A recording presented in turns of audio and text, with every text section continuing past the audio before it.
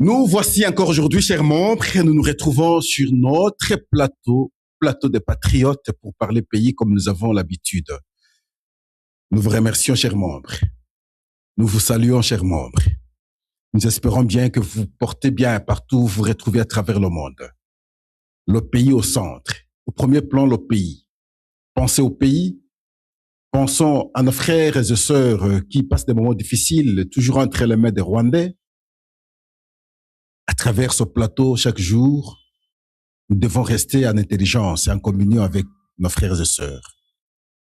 Seule prière, qu'ils ne perdent pas la confiance. Qui ne perdent pas la confiance.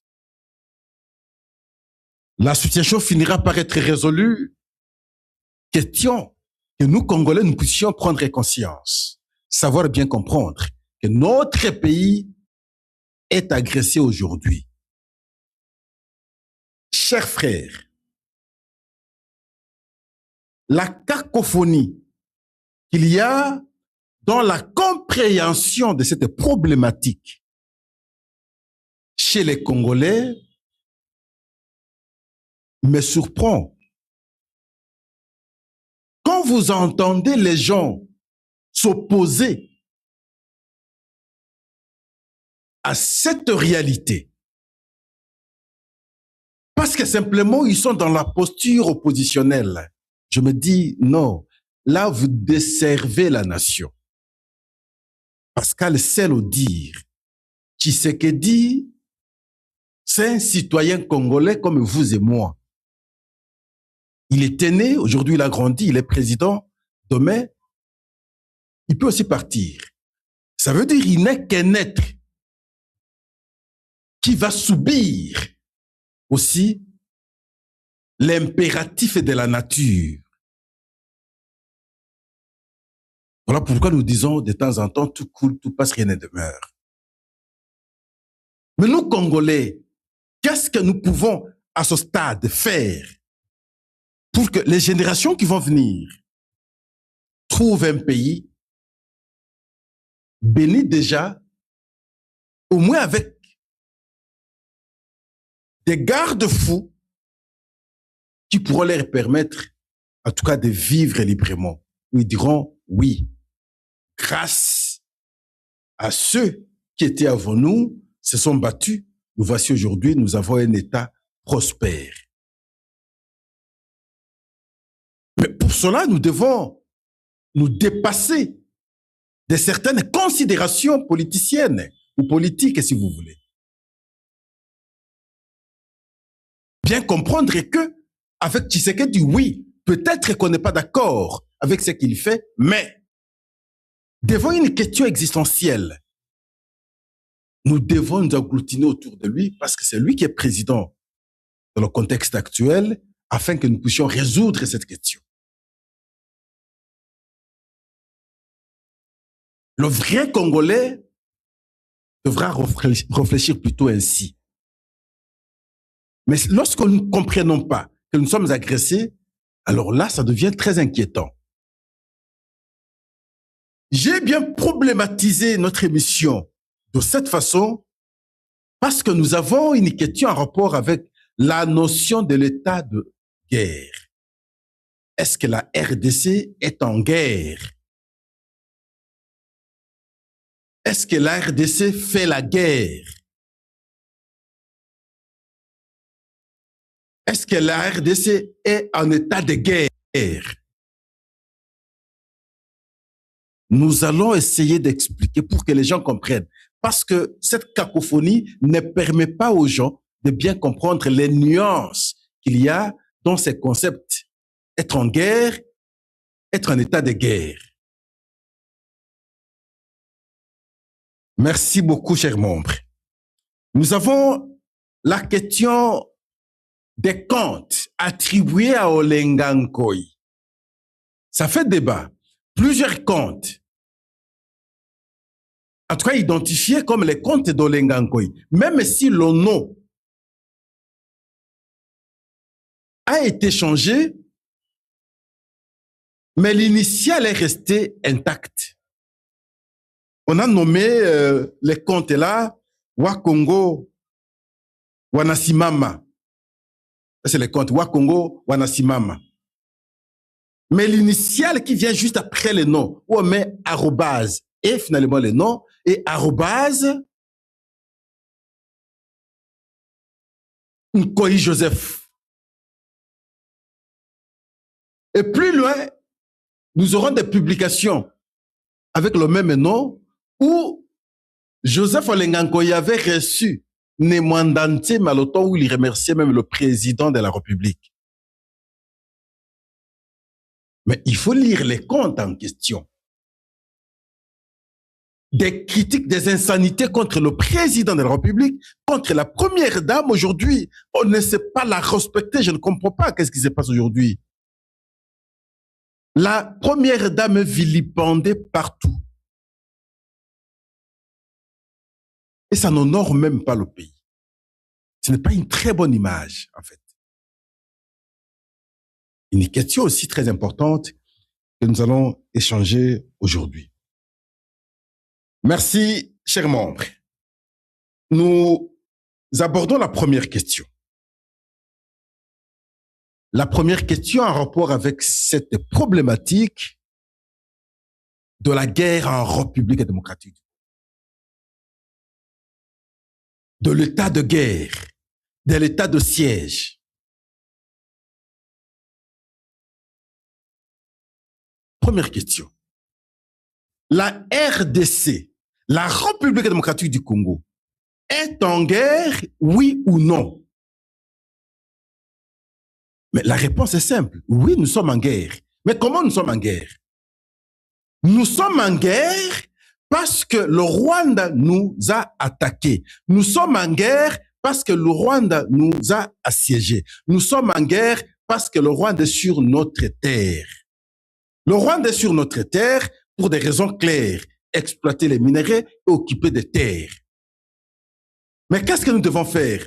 Nous avons, surtout nos militaires et nos policiers, ont la mission de défendre l'intégrité territoriale de notre pays, de défendre la souveraineté de la République, c'est le volet diplomatique, mais surtout aussi défendre les personnes et les biens. La défense de tout cela ne peut être possible que par les armes, parce que le Rwanda est entré avec les armes. Voilà pourquoi lorsqu'on dit si la République est en guerre, oui, nous savons répondre, effectivement, la République démocratique du Congo est en guerre.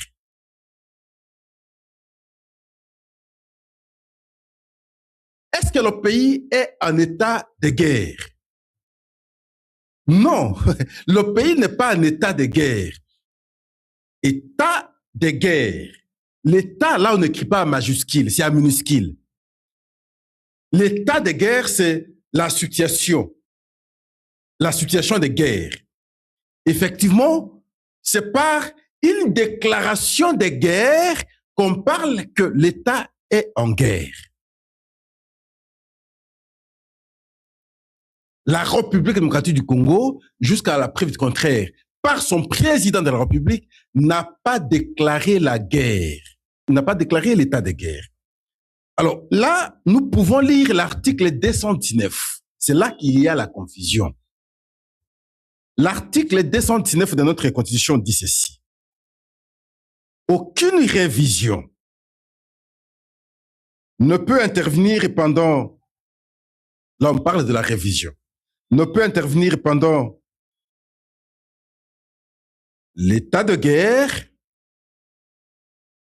l'état d'urgence ou l'état de siège, ni pendant l'intérim à la présidence de la République, ni lorsque l'Assemblée nationale et le Sénat se trouvent empêchés de se réunir librement. Voilà les conditions où on interdit au pays de faire un exercice de la révision de la Constitution. C'est comme ça que les gens font un raccordement très frauduleux. Non, on ne peut pas penser à la révision de la Constitution aujourd'hui. Non, on ne peut pas penser au changement de la Constitution. Pourquoi? Parce que le pays est en guerre. Non, effectivement, le pays est en guerre parce que nous nous défendons. Mais le pays n'a pas décrété la guerre pour qu'on parle de l'état de guerre, selon l'esprit de l'article 219 de la Constitution. L'état de guerre part d'une déclaration faite par le chef de l'État qui décrète l'état de guerre. Alors, les gens confondent cela, comprennent à tort et à travers, malheureusement. Je pense qu'à travers cette explication, les uns et les autres pourront bien comprendre la nuance, parce qu'on pense le fait que nous nous battons pour nous défendre du fait qu'on nous attaque, le Rwanda nous attaque, cela ne peut pas être assimilé à un état de guerre dans le sens de décréter la guerre. Nous sommes un pays en guerre parce qu'on nous attaque et nous sommes en mission de nous défendre, pour défendre bien entendu l'intégrité territoriale, protéger les personnes et les biens.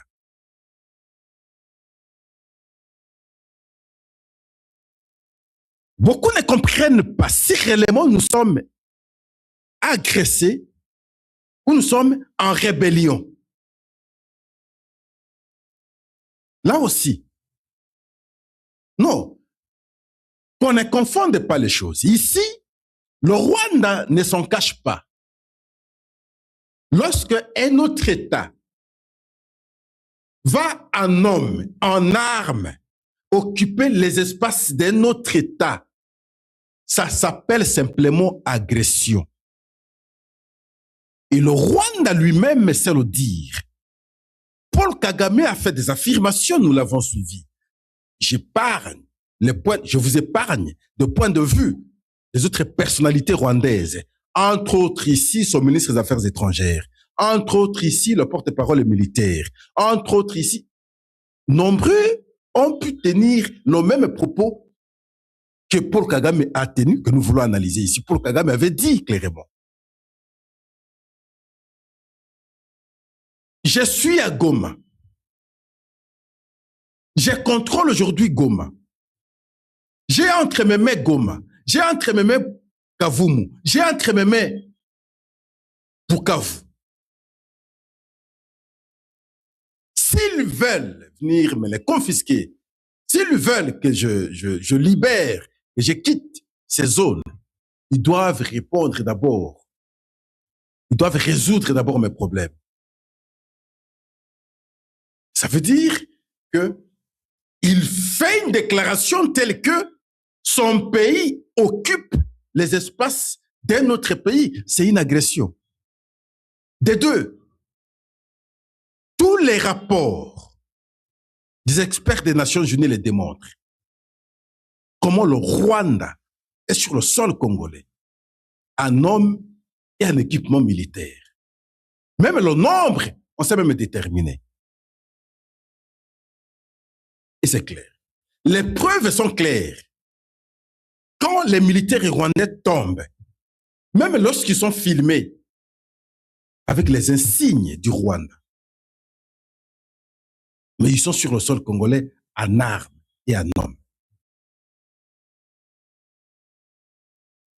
Les résolutions du Conseil de sécurité des Nations Unies les démontrent clairement et appellent au Rwanda de retirer ses militaires du sol congolais. Et là, le Rwanda trouve d'autres justifications et en demandant que la République démocratique du Congo fasse également sa part. Autant l'accord de paix que nous avons signé avec le Rwanda à Washington, là aussi, le Rwanda a reconnu la présence de ses militaires sur le sol congolais,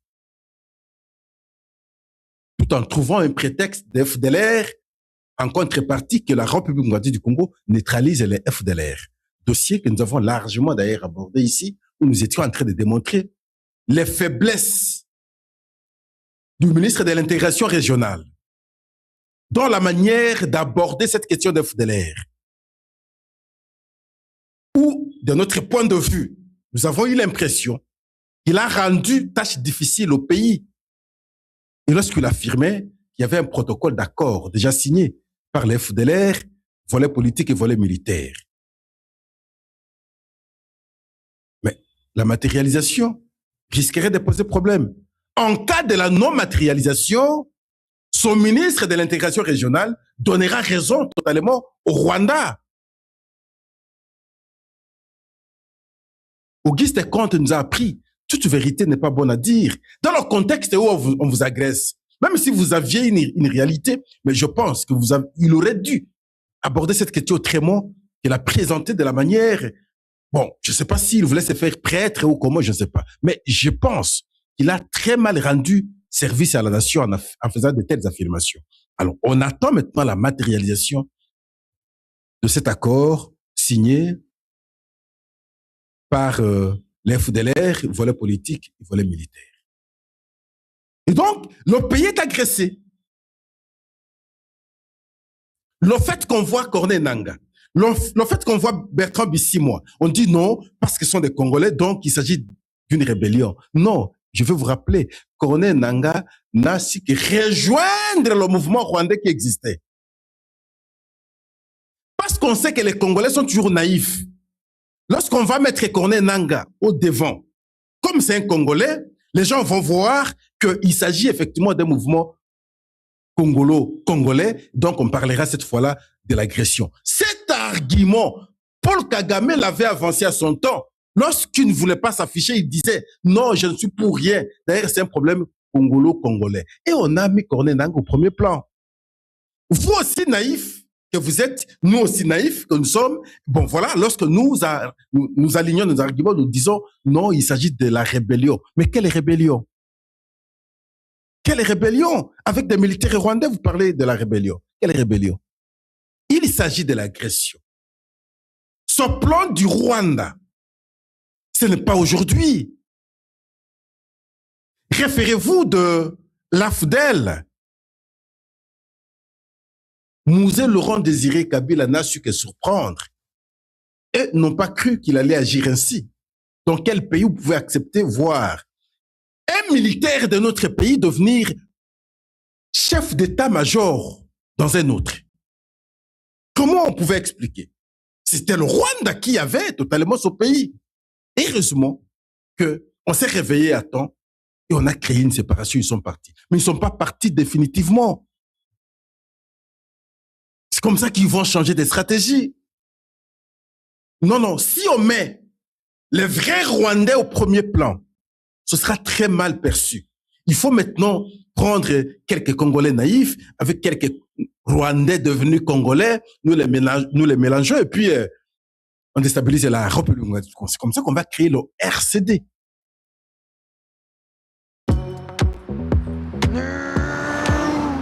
Carvana sells brand new cars now, huh?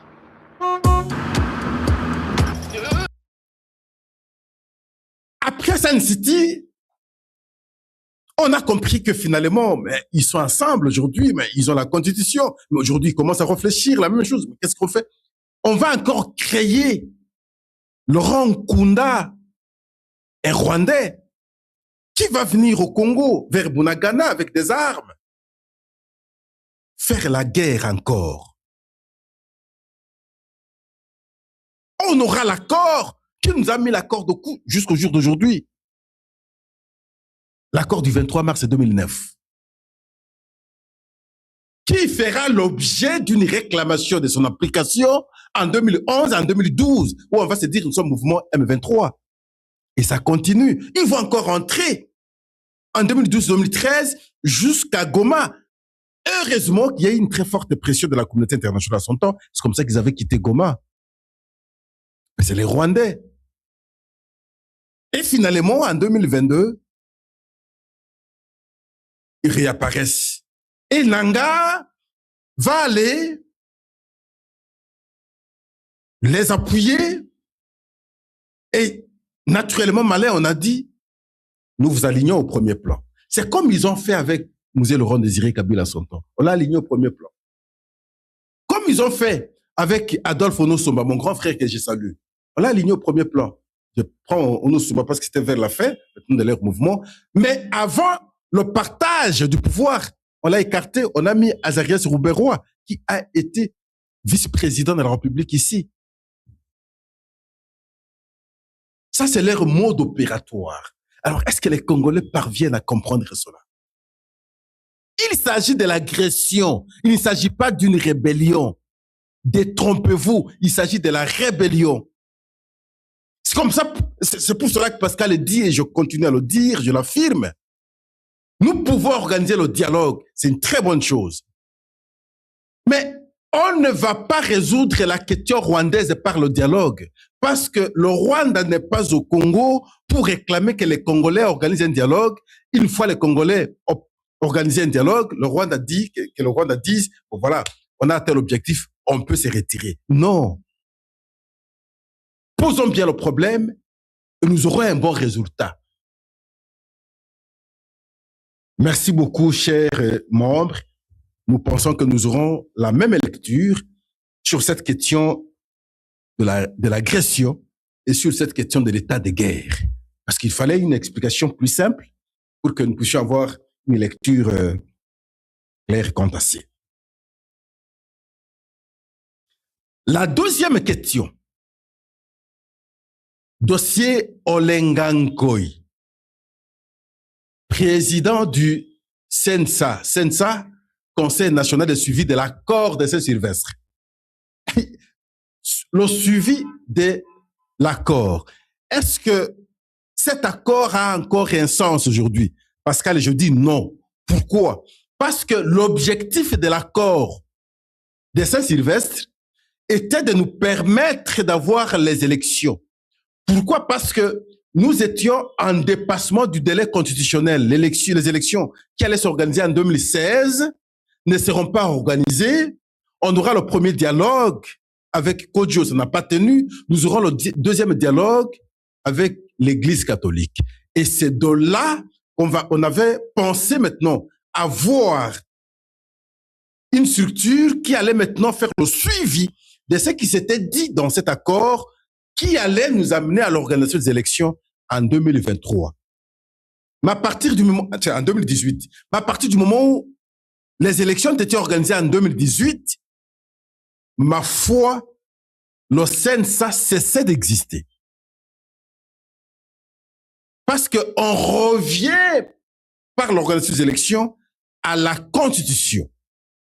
Le CNSA a eu le droit d'exister parce que nous étions sortis un peu de la Constitution où Joseph Kabila a eu un mandat de quelques années, 2 ans, ou des années supplémentaires, où nous avons évoqué l'article 70 de la Constitution. Le président de la République reste en fonction jusqu'à l'installation du nouveau président élu. Le CNSA, en principe, ne peut plus à ce jour se prévaloir d'une quelconque existence. Mais le problème, c'est lequel aujourd'hui avec Olengankoi? Pas longtemps, chers membres.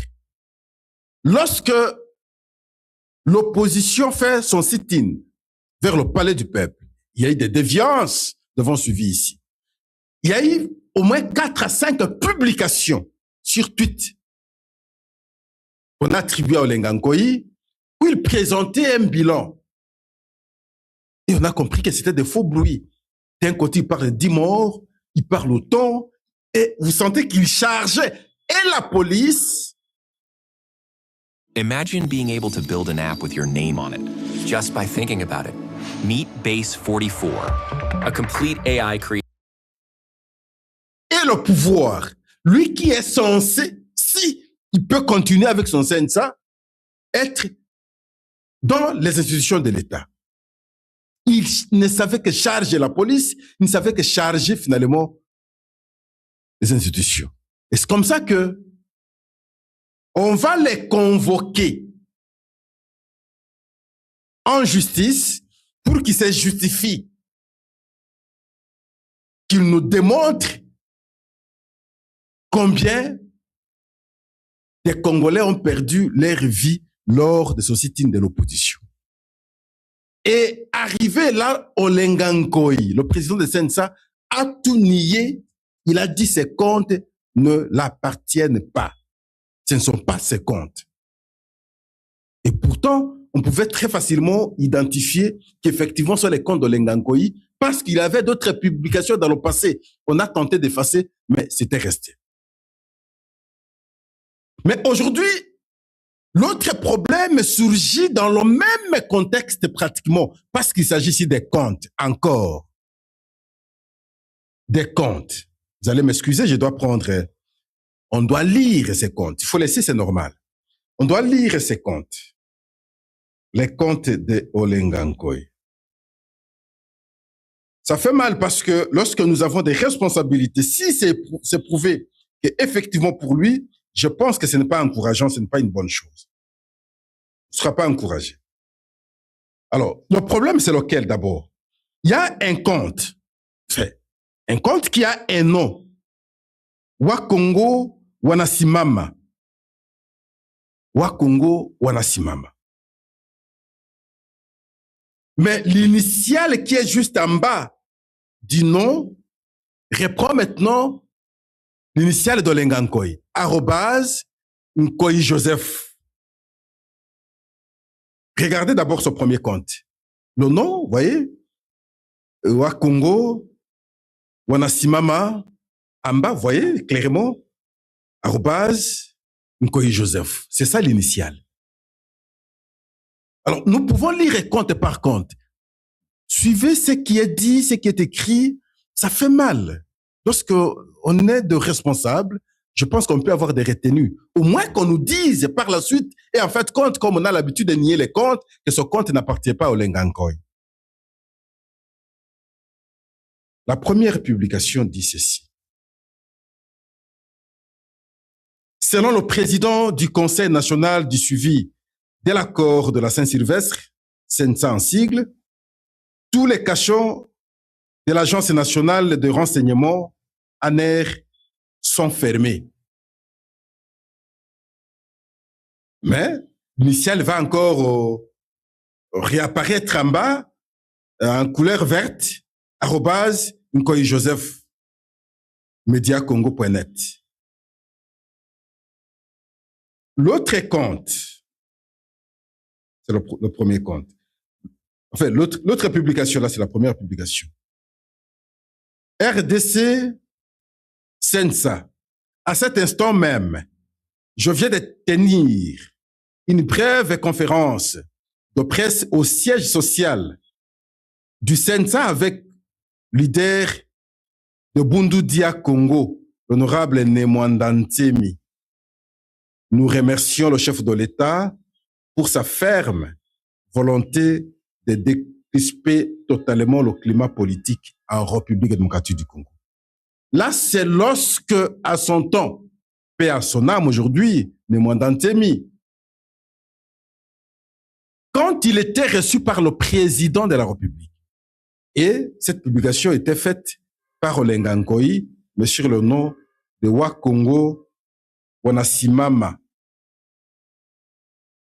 Wanasimama. Il y a un autre compte. Wakongo Wanasimama toujours.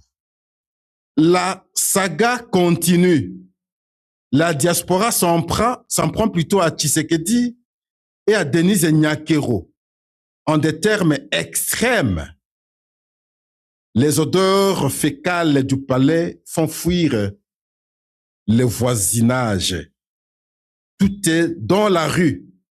Une présidence de merde. Ils veulent changer la constitution pour nous en faire voir de toutes les couleurs. Mais c'est très fort. Le compte, toujours Roi Congo, Wanasimama, avec initiale Olengankoy. L'autre compte, Wakongo Wanasimama, arrobase Nkoy Joseph. Page d'info pour un Congo qui garantit l'égalité, la justice sociale et le respect des libertés fondamentales. Alors, chers membres, est-ce que c'est encourageant? la démocratie a un fonctionnement rotatif parce qu'elle passe par la décision du peuple à travers la majorité. Si aujourd'hui c'est pour moi, demain sera pour l'autre. Je crois que nos acteurs politiques devraient aujourd'hui s'adapter à la logique démocratique. Oui, on pouvait faire l'opposition d'hier, où on n'avait pas l'alternance au pouvoir. Avoir un agir et autres. Mais à partir du moment où nous sommes dans la logique de l'alternance, si aujourd'hui c'est pour l'autre, pour l'un, demain ce sera pour l'autre. Il y a une attitude, il y a un comportement à pouvoir adopter. C'est toujours pas bon. Lorsqu'on a occupé des hautes responsabilités, avoir une attitude qui est apparente à quelqu'un qui n'a jamais occupé une quelconque responsabilité au pays. Le moral. Je ne veux pas parler la morale, mais je veux parler du moral. Devrait conduire quand même certaines actions, certains agirs. À ce jour, chers membres, c'est que les Congolais entendent. C'est ignoble, c'est honteux. N'importe qui n'occupe pas n'importe quelle fonction. Au-delà de la dimension du destin, il y a aussi les efforts fournis par certaines personnes, avec beaucoup de sacrifices. Une fois arrivé, je crois qu'il ne faudrait pas saper très facilement comme ça leurs efforts, comme s'ils n'avaient fourni aucun effort pour être là où ils sont. Je prends mon cas. Mais depuis quand je me bats pour être un fils ministre, ça n'arrivait pas. Ça n'arrivait pas. Mais nous avons notre jeune frère, jeune sœur plutôt aujourd'hui, qui est ministre de la Jeunesse. Dois-je aujourd'hui m'attaquer à elle? Non, mais c'est son destin. Il est. Le petit effort qu'elle a fourni dans son passé l'a amené là où elle est.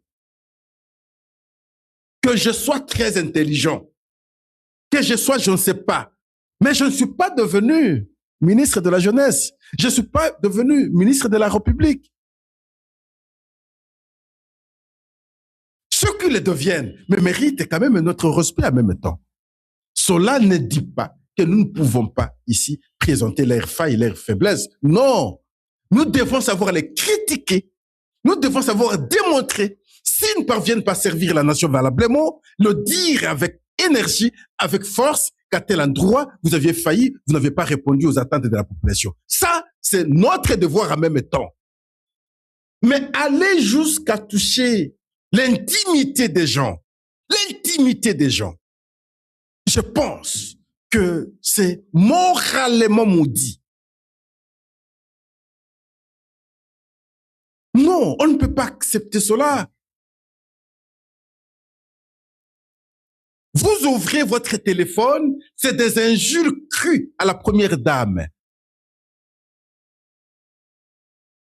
Vous ouvrez votre téléphone, des injures crues au président de la République. Finalement, je me rends compte que certains écrits que nous lisons avec des noms rwandais, mais en réalité, finalement, je comprends que ce ne sont pas des Rwandais, ce sont des Congolais, des politiques congolais qui ont pris les noms rwandais pour faire de telles publications contre leur propre pays, en fait. Si ce que nous avons dit dans l'Enganko ici était authentifié, effectivement, que c'est pour lui. Mais l'incomble ici, c'est que l'initial est resté @Nkoyi Joseph. Et ça a des traces sur les anciennes publications parce que certains comptes ont été effacés. Enfin, qu'est-ce que je dis? Certaines publications ont été effacées dans les mêmes comptes. Alors, On veut mentir et qui? Pourquoi nous devons nous comporter ainsi contre notre propre pays? Ça fait mal, chers membres. J'entends, ce que je lis dépasse tout entendement possible. Je sais qu'à un moment, on a détruit l'enseignement. Ça a été un plan, ça a été calculé pour qu'on nous mette dans un état d'incapacité réflexionnelle. Ça, c'est vrai. On a détruit notre enseignement. Mais nous sommes aujourd'hui une société où les non-instruits sont devenus des enseignants de la société. Des gens qui n'ont rien appris sont ceux-là aujourd'hui qui apprennent ceux qui ont tenté, qui ont essayé d'apprendre. Dans tous les domaines, quand vous observez bien aujourd'hui, c'est ceux qui n'ont pas été à l'école et qui apprennent ceux qui ont été à l'école. Même si l'école en question, nous savons comment ont été les conditions dans une certaine période. C'est déplorable. Mais la personne que nous sommes en train de suivre là, vous sentez qu'elle n'a jamais appris la petite notion de savoir vivre. Mais c'est elle qui expose les insanités à la face du monde. Et nous les suivons. Aucune mesure, qu'on soit au pays, qu'on soit à l'extérieur. Aucune mesure. On laisse faire des choses comme ça. Ça détruit la cité, ça détruit la nation. Ça crée une très mauvaise habitude. D'autres vont copier ces mauvais comportements. Mais lorsque nous sommes avec les enfants, nous entendons ce que ces gens disent. Mais du côté du pouvoir, c'est la complaisance. Quand vous suivez des décisions entreprises par le ministre de l'Information et le président du CESAC, vous dites, mais finalement, c'est quoi? Très complaisant. Soyez radical, soyez fort. Sanctionnez sévèrement. Les autres auront peur, vous allez dissuader. Mais lorsque vous ne sanctionnez pas, vous êtes dans la complaisance. Vous allez comme qui les cajolait, comme qui les suppliait, mais finalement, vous allez résoudre quoi comme problème? Vous allez, en tout cas, éradiquer, je voulais dire. Vous allez éradiquer cette histoire comment? C'est honteux qu'on vive dans ce contexte où l'immoralité prend le dessus sur la moralité. Ah non, c'est insupportable. Merci beaucoup, chers membres. C'est par ce point que nous mettons un terme alors à notre émission d'aujourd'hui. Nous vous prions de la partager très sérieusement. Nous allons encore nous retrouver demain pour parler davantage de notre pays. Nous vous disons alors merci, au revoir et à demain.